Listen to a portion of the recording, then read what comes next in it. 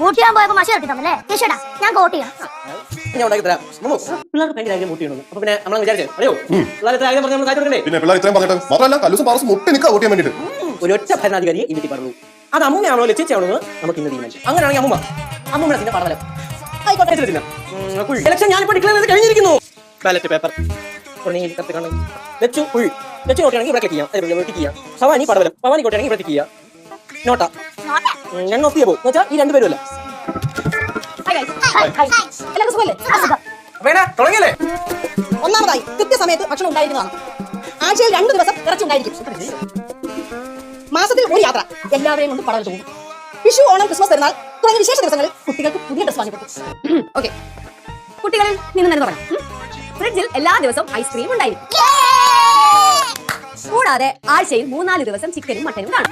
യാത്രയ്ക്കായി ഒരു second hand car മേടിക്കുന്നതായിരിക്കും. മാസത്തിൽ ഒരിക്കൽ എല്ലാവർക്കും ഒരു ജോഡി ഡ്രസ്. വോട്ടിംഗ് തുടങ്ങട്ടെ. കഴിഞ്ഞിട്ട് ഇവിടെ ചെയ്യാൻ പറ്റും.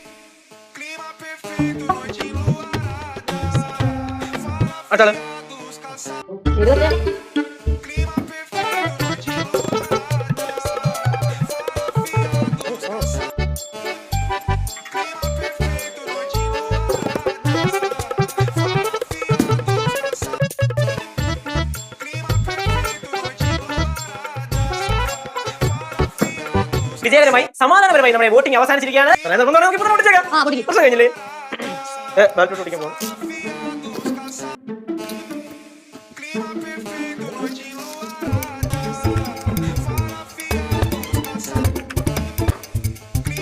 ശിവാനിയുടെ പോസ്റ്റൽ വോട്ട് വന്നായിരുന്നു. അത് ഞാൻ നോക്കിയിരുന്നു.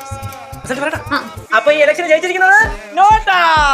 നിങ്ങൾ രണ്ടുപേർക്കും ഒരൊറ്റ മനുഷ്യ ബോധ്യം.